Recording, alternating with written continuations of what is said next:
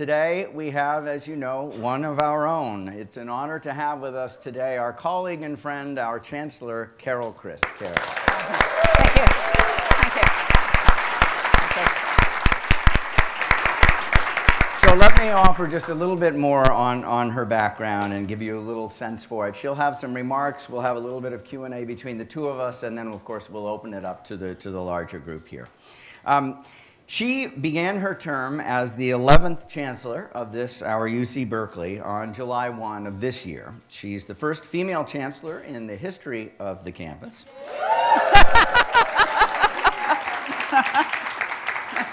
She's a celebrated scholar from our English department, specifically in Victorian literature. That's why you're getting all these wonderfully crafted emails with real voice that we appreciate.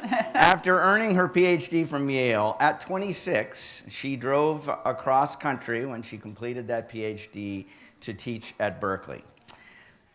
It was the first time she'd been west of Philadelphia. She quickly fell in love with this Berkeley, and by the mid-1980s, she became chair of our English department. She rose through the ranks. By the mid-1990s, she was our vice chancellor and provost before returning to teaching on campus in 2000. From 2002 to 2013, she headed back to the East Coast to serve as president of Smith College in Massachusetts, one of our country's, as you know, most distinguished liberal arts colleges.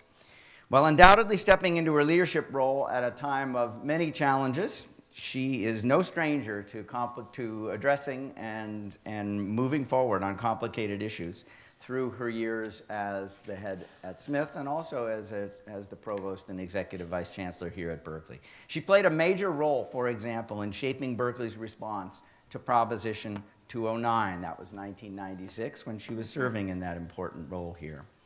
That was, as most of you know, the voter-approved law that barred public colleges in the state from considering race in any way in college admissions. Drawing from her own experience, among other things, drawing from her experience as a woman joining Berkeley's predominantly male faculty when first coming to campus, she continues to make inclusion barriers one of her top priorities. She also served as faculty assistant to the Chancellor for the Status of Women and as the Title IX compliance coordinator. So she saw firsthand the issues of sexual violence and harassment on campuses. A self-professed child of the women's liberation movement, she plans to approach these and other tough issues by having conversations across campus with students, faculty, and our staff. And we are so glad to have her here today. Thanks again, Carol, for being here with us. Thank you. Thank you. Thank you.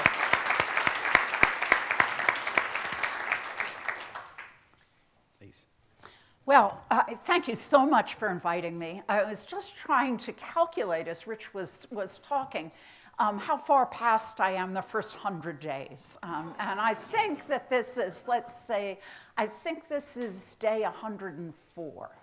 So I'm going to talk a little bit about what my goals and what my goals look like after 100 days. My first goal is building community. The last several years have been very hard ones for the campus. A number of you would know that. We had very public sexual harassment scandals. We have a financial crisis. We have had a leadership crisis and also a lot of controversy over free speech. And all those have taken their toll on the community. And so I think our community needs some work. That's hard to do in a place that is as diverse, as diffuse, as large as Berkeley is, and the free speech controversies of the last month or so, I think, have taken a further toll on that community. What we have to do, I think, is think of Berkeley like a city. It's not, there are some campuses, Smith was certainly like this, that are like small towns. Everybody pretty much knows everybody else. At the most, there's 1 degree of separation between any two people on the campus. That's not the case here.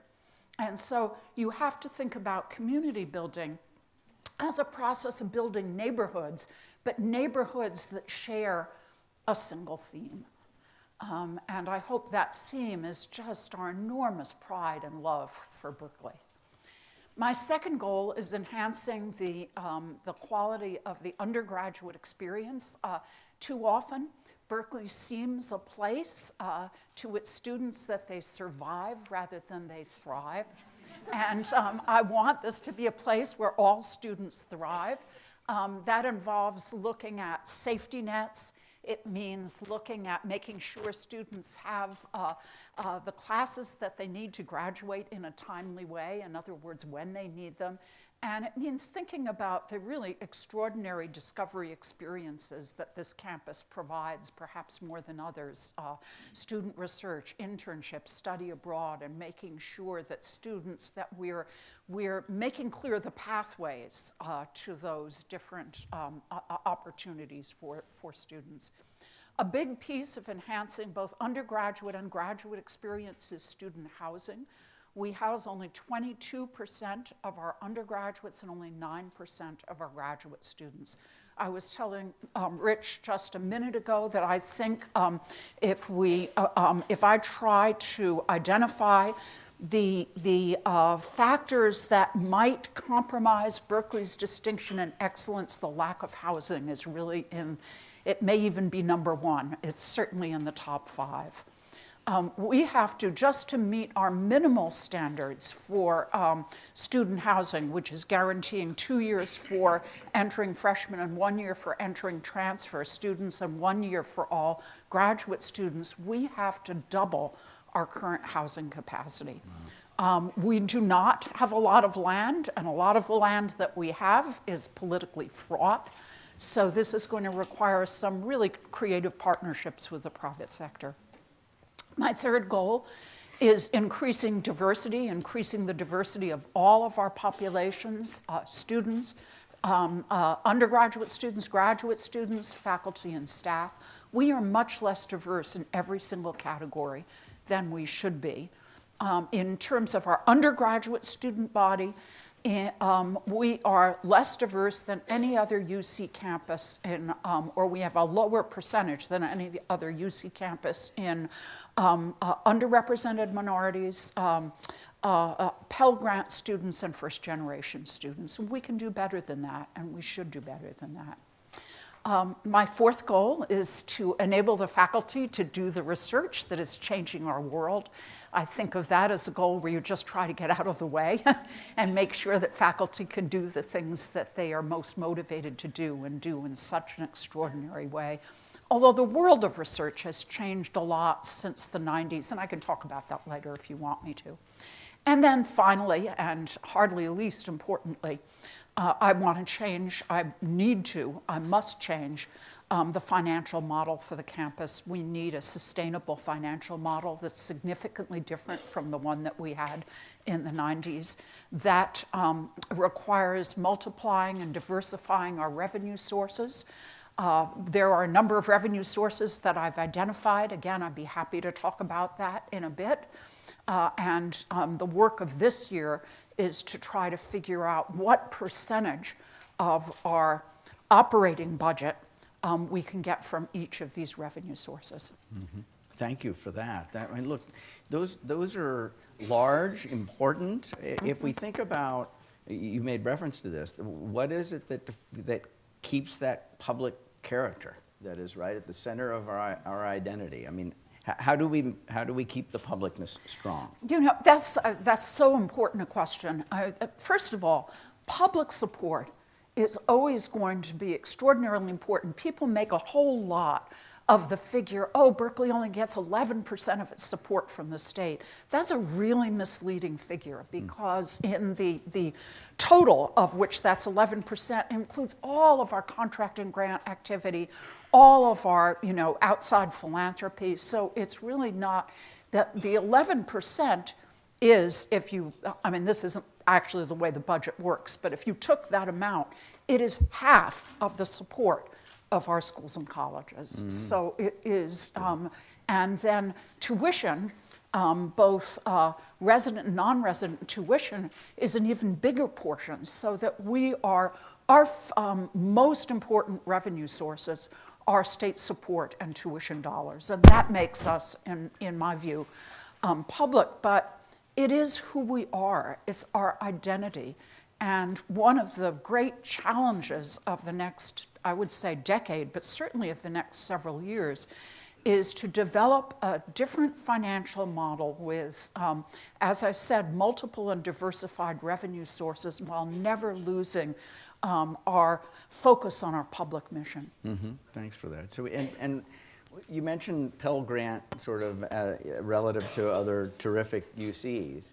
If I understand it correctly, Pell Grant relative to the wonderful privates that we compete with, we look very, very good. Oh, we do. Right? We have more Pell Grant recipients on this campus than all the Ivies combined. Yeah, so I guess that's also an important part of, these are the decisions we make, and they get us to outcomes that look very different from great private universities, right? Yeah. Another figure that I love, maybe you're familiar with this in the Haas School, is Berkeley is #1 in the country among all universities in the percentage of its graduates that came from the lower 20%, the lowest 20% in terms of income distribution, and wind up in the top 1%. Interesting, yeah. Oh, and with the Delta, right? So That's in other right. words, we are the greatest engine in the country for Yeah. social mobility. Well, and those are hard numbers, as I recall. A lot of recent Yes. research has been done on this using Right. tax data and many other things among the world's best economists. So these are very robust numbers.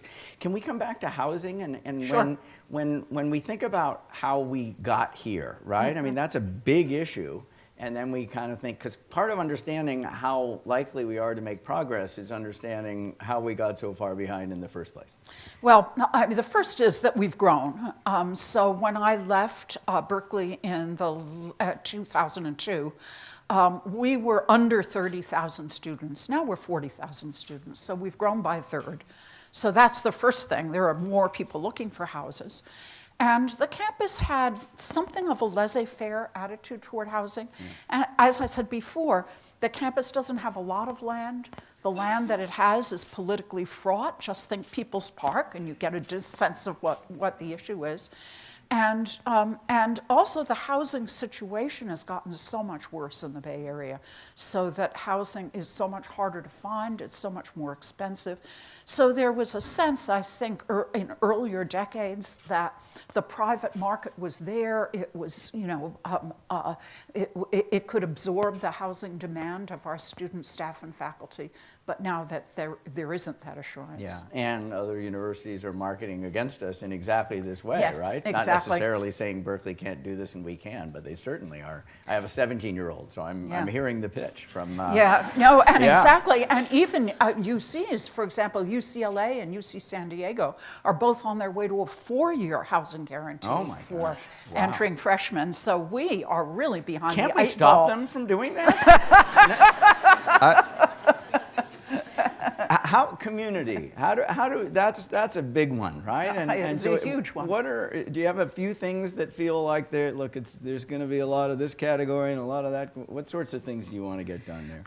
That's such a hard one. And in part you do it by tone, in part you do it by shoe leather, but in part you do it by trying to inspire the smaller communities that this campus contains, to try to build community in that way, and to try to build a sense of real pride and love in this campus. Yeah.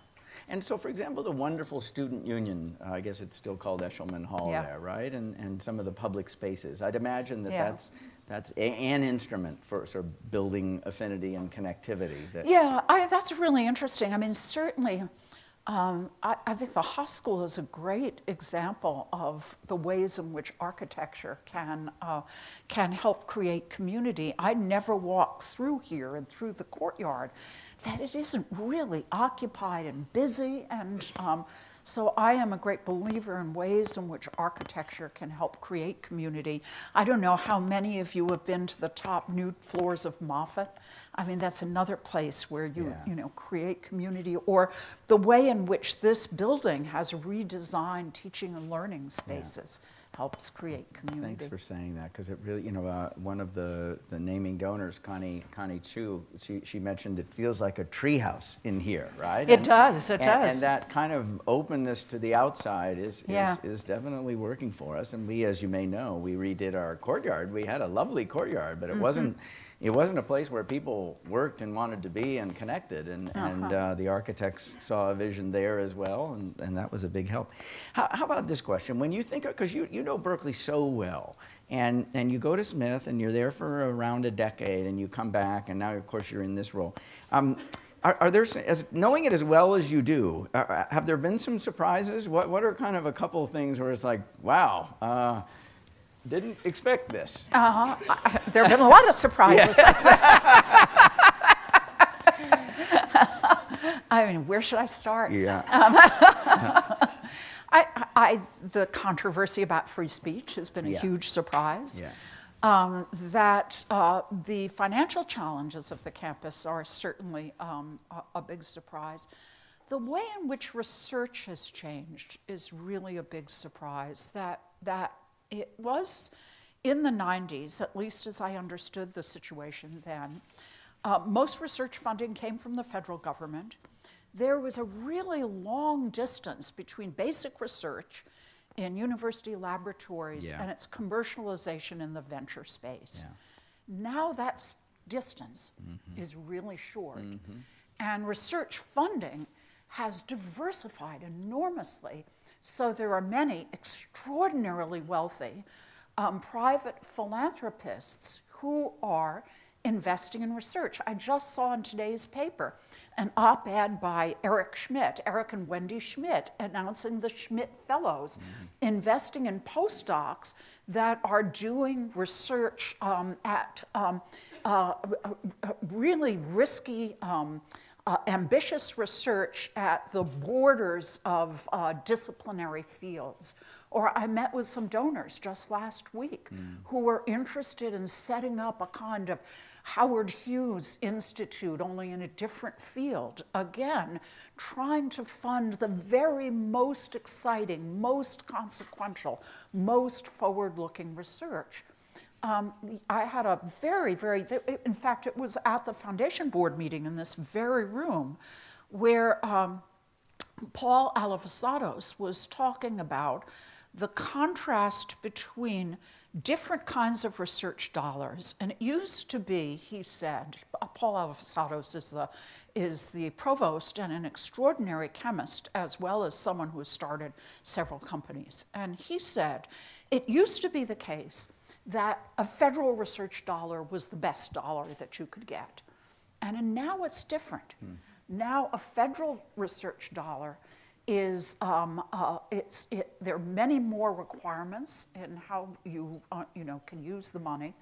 And the federal government tends to invest in much safer research where it's already been proved. And the more valuable research dollars are the ones that come from private places. And he drew a contrast between the BP, British Petroleum deal that the campus had a number of years ago, and an energy institute that was founded by the federal government.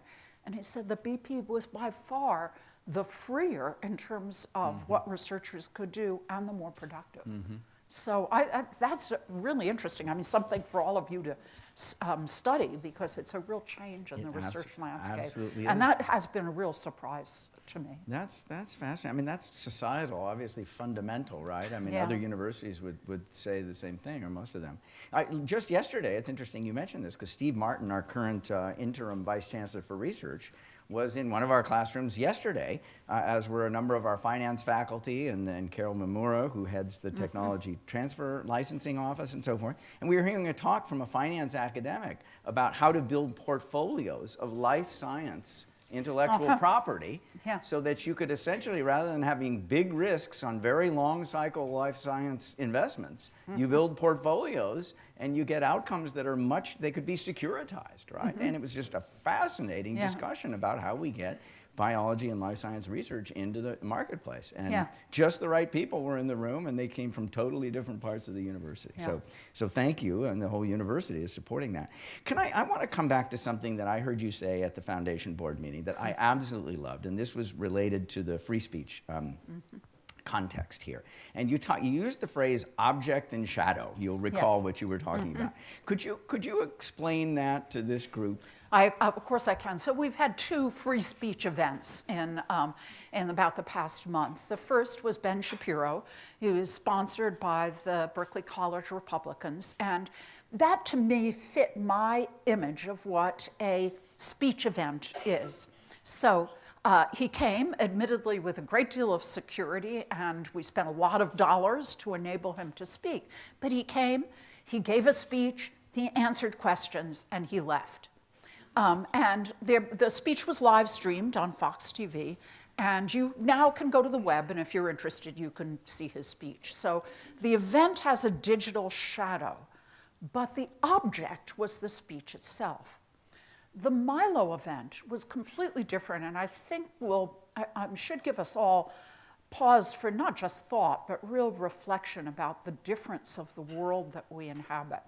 So there were a lot of strange things or unusual characteristics about the Milo event. One is that the student group that invited him was very small, 5 students. It came into existence about the same time, although I believe this is coincidental, at the same time that Milo Inc., Milo's organization, came into existence. The sheer elaborateness of the event was unusual. 12 events in 4 days, essentially occupying the center of the campus. Events with amplified sound between 12 and 1 and 5 and 7 each day, and then an evening event in a closed venue each day.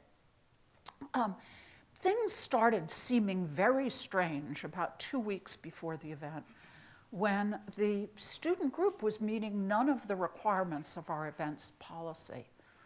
And, if you were going to put on an event, probably one of the first things you do is write to the speakers, right? And find out if they would come. Then another thing you might do is get a contract from the speakers, make travel arrangements for the speakers, sign a contract for the venue, make the deposit on the venue. None of this stuff was done. The security forms had to be filled out for the police. None of it was done. At first I thought this was just haplessness, but this seemed an awful lot for haplessness. And then, after Milo Inc. published the program on his website, or Milo published the program on his website, the speakers started writing to the Berkeley campus saying, "This is the first I've heard about this. I have no intention of coming." And so this is really, really strange. And we came to the conclusion in the week before the event that it was, at least in significant part, a fiction. And so what we decided to do was call Milo's bluff, which we did, and it was canceled, as you all know. But what it's done is made me reflect that the speech, unlike the Ben Shapiro event, was not the object. The object was whatever you could make digitally of whatever you could manipulate. So that if you think of the digital as the shadow, the digital had become the object, and the shadow was whatever event took place, or in this case didn't take place. It's a very, very strange situation to be in, and one that I think the university has to think really carefully about. I don't know if any of you were at the library on Tuesday night when Erwin Chemerinsky gave a speech about free speech. And he was asked whether he thought the law should change in any way. And he said that he doesn't think that case law has caught up with the digital world that we inhabit, and that so changes so many of the stakes of free speech. Yeah, and he's been so clear and helpful to our case, the new law school dean. Many of you have maybe heard him speak, but he's an expert in this specific area, free speech. What is protected speech? What isn't? He's been very clear about this is what the law says. You can think this is what the law should say, but this is what the law says, and there's a gap between the two in many people's minds. And the distinction between physical harm, right? Speech that inflicts or is at risk of inflicting physical harm is not protected speech.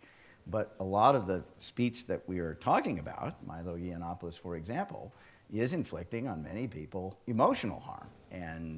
But the law does not protect speech that produces emotional harm. The current law doesn't, and that was just a fact. So I loved you. Thank you for sharing that object and shadow perspective, because it really is a remarkable moment for us as a campus. I want to open it up so that I'm sure I have plenty of questions, but I want to make sure people have a chance to ask some questions. We've got microphones at the side here and here, and so if you could use the microphone, because we want to make sure that we capture it on the video. So we'll take this one first, and then you've got the second. You can go ahead over there, but why don't we go start here? Thank you. Thank you so much, Dean Lyons and Chancellor Christ, for sharing your wisdom. In relation to Free Speech Week, how do you, as a leader, decide what is the right kind of environment to respond to, managing the perception of our university and the kind of confluence of so many different social factors? Well, that's such a good question. And I want to say first that, that the decisions that we made, even though I certainly take responsibility for them, they were very much team decisions. And that any organization in which you work, you need to build a team and then really work with your team. And so I don't want in any way to present the impression that I was somehow sitting alone in an office in California Hall and deciding all this stuff. It was very much, indeed, there are many lessons learned from the Free Speech Month, but one of them is how important coordination is. We had a team that was meeting daily to assess what was a very fast evolving situation and make recommendations to me about what they thought I should do. But there were a number of factors that went into my decision. One was my sense of the enormous reputational harm that not being able to successfully host conservative speakers at Berkeley was causing the campus. Mm-hmm. Harm in Congress, harm with the government, harm with our donor community, and just general reputational harm. I thought it was just essential to show that we could do this, and that even though I certainly would have rather spent about $2 million that we spent in security costs and other ways, I felt the investment was critical. The other the other decisions as they evolved were very much decisions that after we said we are going to make the commitment of security resources to assure that these events go forward. The other decisions that I made were basically communication decisions, trying to determine what I thought the community both needed to hear and that I wanted to say to them as the sequence of events unfolded. And now I think the community needs a period of reflection and assessment, frankly, to try to figure out if our policies are the best policies. I think there's something wrong with our policies if somebody can make so many sequential reservations and fundamentally disrupt the business of the campus for 4 days and commit us to spending as much money as we had to commit. Thank you for that, Carol. Please. Thank you. I'm so happy to meet you in person. Your emails really bring a light to our mailboxes. Yeah. Thank you. Thank you. So I'm Candace, and I'm a student from the EW MBA program, and I'm in my final year. Mm-hmm. I've started to love Berkeley even before I started attending school here, and I see this institution as a family.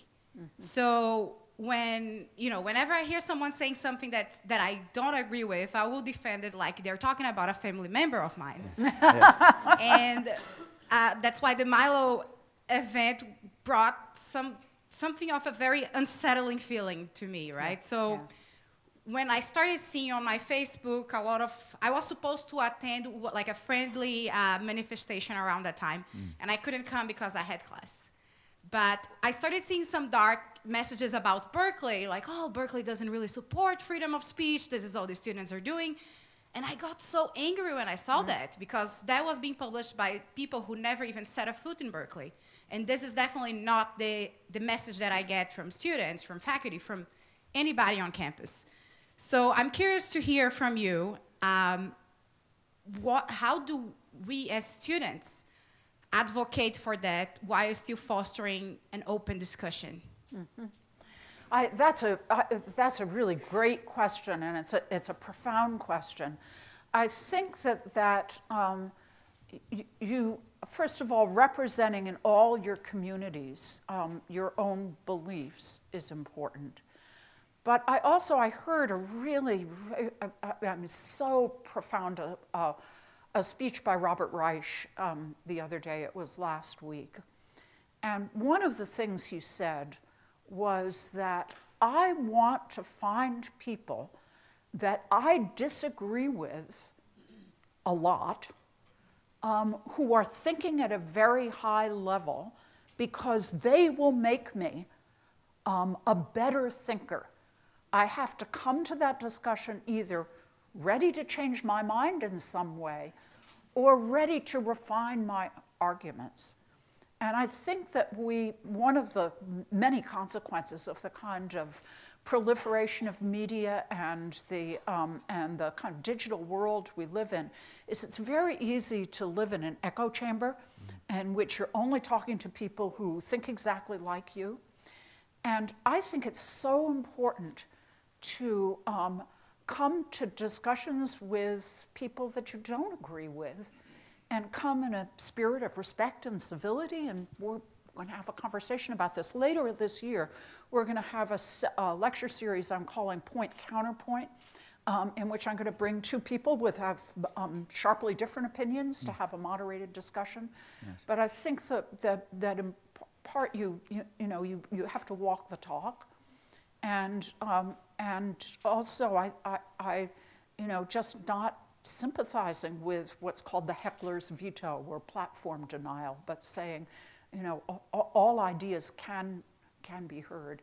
One of the things that was interesting to me about Ben Shapiro, he actually came and spoke here about 18 months ago to very little interest. So the world has changed. Thanks for that question. Just to add a small point, because this was a wonderfully high-level set of issues that you pointed to, but even in kind of the applied management world, right, more and more teams and companies are saying, we are going to appoint a devil's advocate. We want somebody to feel really comfortable to say, look, I'm going to push back. It's okay. This is a role. I'm just playing the role. It separates it from me. And that can be a very healthy process, because it's like somebody needs to do that. Right? How many of you come from families where your politics are different in a significant way from your family? Yeah. I mean, if you grow up with that in your home, you realize you have to learn how to talk about across difference. Yeah, that's a great question, actually, right? Some of the people that have grown up in that environment may have some things to teach the rest of us who haven't. Please, sir. Thank you, Chancellor and Dean, for hosting this event. I'm a veteran, and when I arrived at Berkeley, I was a little surprised with how few veterans I saw on campus and the proportion relative to a lot of other schools. And I think there's this perception that Berkeley may not be as welcoming to veterans, which I find to be ridiculous now that I'm here, because I've never had a more inclusive and welcoming environment. I'm curious if this is something that you're seeing at your level, and any ways you've thought about helping to tackle this perception and make Berkeley a more welcome place for veterans? That's a really great question, and I haven't been aware that there is that Berkeley has the reputation for being unwelcoming to veterans. I would hope that it would be a very welcoming place for veterans, and would really welcome the suggestions of the veterans community here at Cal about how I could make it so. Could I make a small suggestion? We tried this here. I'm not saying it was massively helpful, but we have a veterans club, as the campus does, right? And on the Veterans Club website, not long after I became dean, I had some experiences with some graduate student friends of mine who were captains in the U.S. Army who just were so remarkable. And I started to kind of appreciate what kind of people and talent are coming from that sort of training and experience. In any event, when I became dean, I just put together, it's very short, it's a 2-minute video, but it's on our Veterans Club website. Oh, And- that's a really good suggestion. That's a terrific suggestion. Yeah, and Good. you could just talk personally I'd be about. happy to do that. And I think that's the kind of thing that would get some viral attention. Yeah, that's really terrific. You know, when I was president of Smith, and Smith, for those of you who don't know, is an all-women's college, and I was really interested in trying to, find out who we're doing it, because one of our points of pride at Smith is leadership development.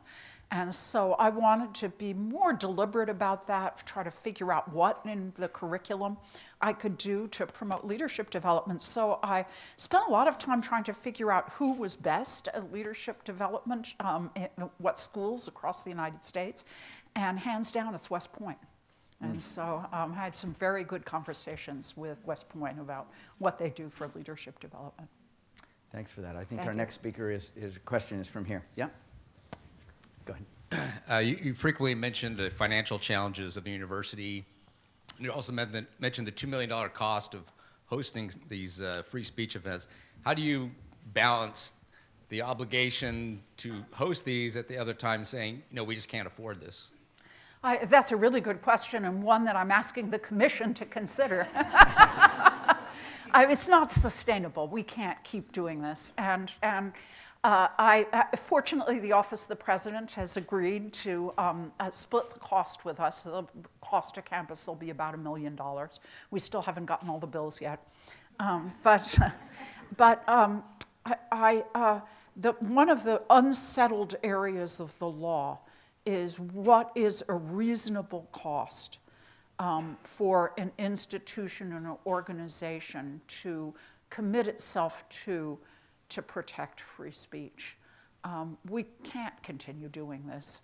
And I hope the commission is going to make some policy recommendations that help us control the expense in any given year. Although I will tell you what Robert Reich said in his speech about free speech. He felt that no cost was too high to protect the right of civil disagreement in our country. So that hasn't been the argument that I've been making, but I was really struck to hear him make it as powerfully as he did. Incidentally, I have not used either state funds or tuition dollars to pay those bills, although that's a little bit specious as an argument because most of our money is fungible. And if I could add a small point on that, I think if you thought about the counterfactual, I know that you have defended this as so many others have because it is what you believe is the right thing for society and for this university. But if you also asked under the counterfactual, if we had not done this, what would have happened to our resources? What would have happened to the faith in our alumni base who cherish this part of this identity, right?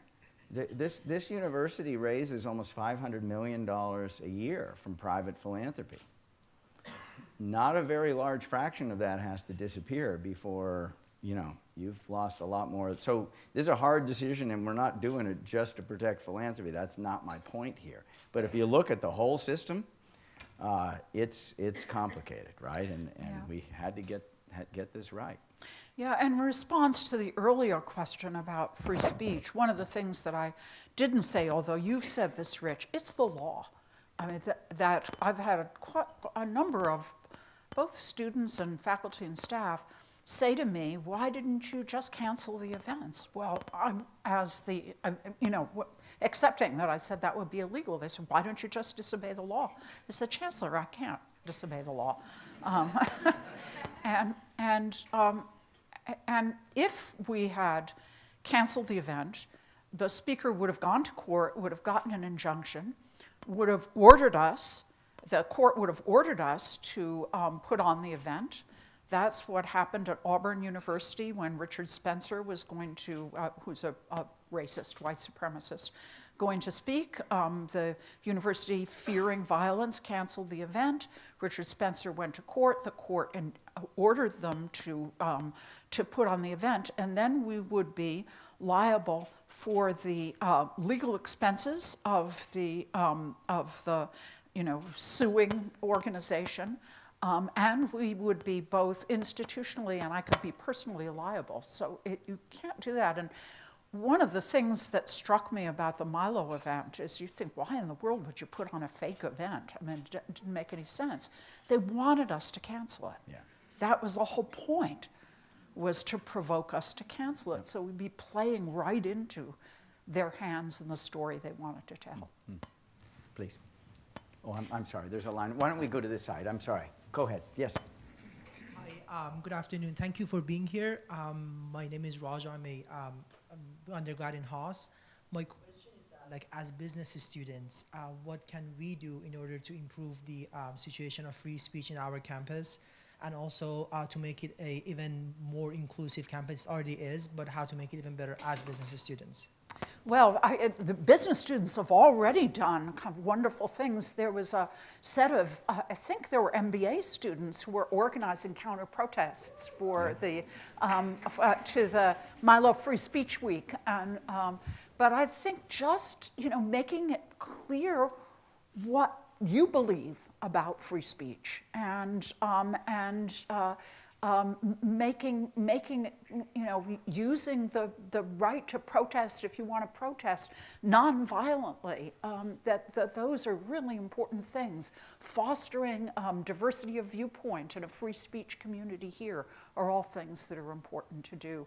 One of the things that's I'm often puzzling is that there's a very loud, I think, minority who has fairly radical views about platform denial and heckling down speakers. And it's really important that if there is a more silent majority, to speak up. Thank you for that. Please, we'll go there. Go ahead. Hi, thank you for being here. My name is Kim. I'm a second-year full-time MBA student. And my undergraduate experience was at the University of Virginia, so two public schools in different coasts, different cultures, but share a set of values that I think are important, with student self-governance being the way that it's described at UVA, and students always being the value here at Haas. My question is about the financial crisis and of the UC system and how that interacts with the student experience. From my perspective in the MBA program, I feel that some of our leadership positions that are intended to be growth opportunities and leadership opportunities can turn into sort of part-time work that takes on responsibilities that should be taken on by staff. And understanding the extreme pressures that the system is under with, like you mentioned, the unexpected costs this year, the rising cost of housing, and everything that the university is trying to address. What can be done to protect the student experience, especially for MBA students? Yeah, I think this is, in some ways, more of a question for the dean than it is for me.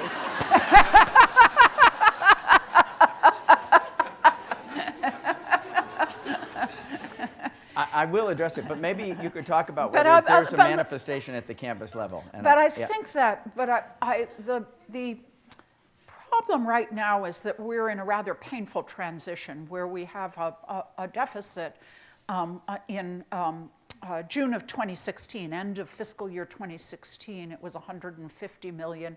By June of 2018, it'll be 56 million. So we're cutting back and we're restructuring at the same time we're growing revenue sources. And until we implement the new financial model and eliminate the deficit, things will be difficult.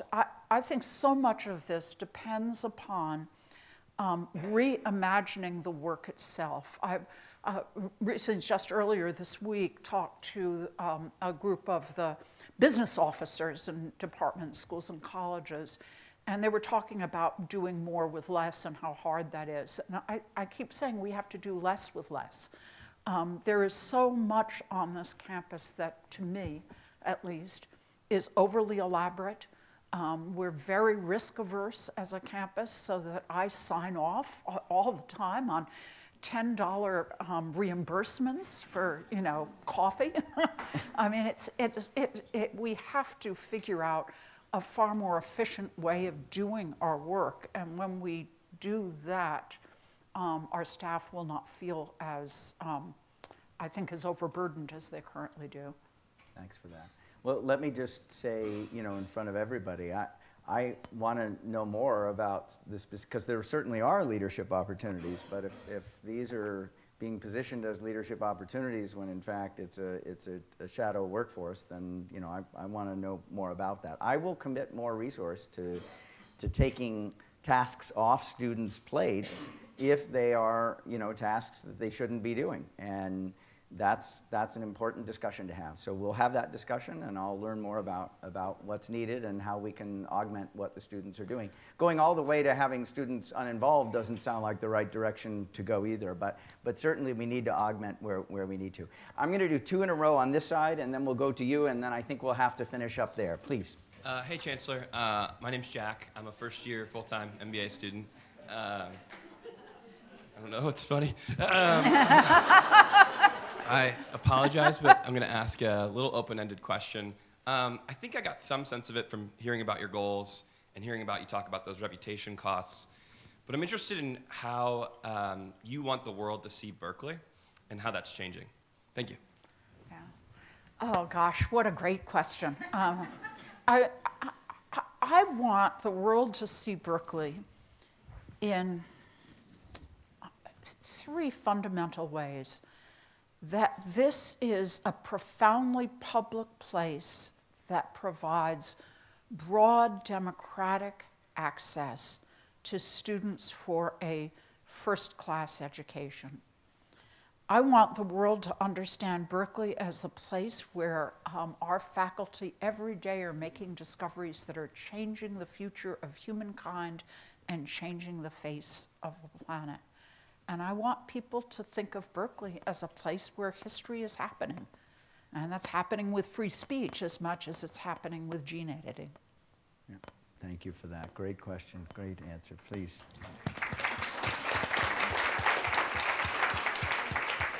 Thank you so much, Chancellor Christ and Dean Lyons, for this talk today. I would love, Chancellor, to hear a little bit more about your vision for inclusion and diversity on our campus. If we are, in fact, a small city, what your vision is for making that as not only diverse, but as inclusive as possible for the different kinds of people who are here. Yeah, what I believe very strongly in is equity of experience. I think demographics are only the beginning part of the conversation about diversity. And I think we will have failed as a campus if we don't have all of the various groups in our student demographic groups in our student population, majoring in STEM in the same proportions, studying abroad in the same proportion as they're represented in the student body, participating in undergraduate research. I also think we have to model inclusivity. To me, one of the deeply distressing things about the week before the Milo event was scheduled to take place was that there was a lot of horrible harassment happening on campus. I believe that most of this was on the part of outsiders and that it was yet another organized provocation to try to get us to cancel the event. But I want this to be a community that won't tolerate that. It says this is not who we are. We're a community that values everybody and strives to be, knows that the organization will be better, whether it's the classroom or whether it's my cabinet room, in that it incorporates really diverse perspectives. Thank you. Please. Thank you, Chancellor Christ. I want to touch on two of the goals that you mentioned, the financial crisis or the financial, and then enabling faculty to do research. And to achieve both of those goals, it seems that one of the issues that we have is that the process for bringing in diverse funds and funds that go to research, that whole process has gotten, as you said, very inefficient, very clogged, very risk averse. And so is just changing that process something that you anticipate tackling over the next couple of years? Absolutely. I mean, the process is really broken, and it's a terrible hindrance to our faculty that the research administration has become so well broken. And yes, indeed, that's something I wish, that it's perhaps the most challenging aspect of my job is trying to figure out how you change processes in a very complex bureaucracy to make them work better, because it's nothing that I have myself experiential knowledge of, and it's so distributed that it's really hard to figure out where the lever is to change it. Somebody said the first time I was in California Hall in the 90s, my hand is on the lever of power, but it's not attached to anything. And, and that's what I often feel about research administration. Oh, I love that. Would you like to offer a sort of final comment, and then I'll sum up anything you'd... Oh gosh, I hope you love this university the way I love this university. I mean, it is. There was a book that I reviewed for press. It was the Clark Kerr lectures about 4 years ago, called "The California Idea in Higher Education." And the argument this book was making, it was by a man named Simon Marginson, was that this is the idea of the University of California is one that has become a model across the world. It is extraordinary. It is, in my view, the most exciting idea of public higher education that has ever been developed. And so protecting this, trying to help it change in the ways that it needs to change to be as excellent as it has been, I can see nothing more important to do. We've known in working with you, some of us for decades, that you're thoughtful. And so you're a thinker, and we've known that. I don't think we've appreciated until now just how great a communicator you are, and what an actor you are in the sense of being decisive. You have just brought so much leadership. We thank you. Thank you. Thank you. Thank you. Thank you. Thank you. Thank you. Thank you. Thanks. Thank you. Thank you. Thank you.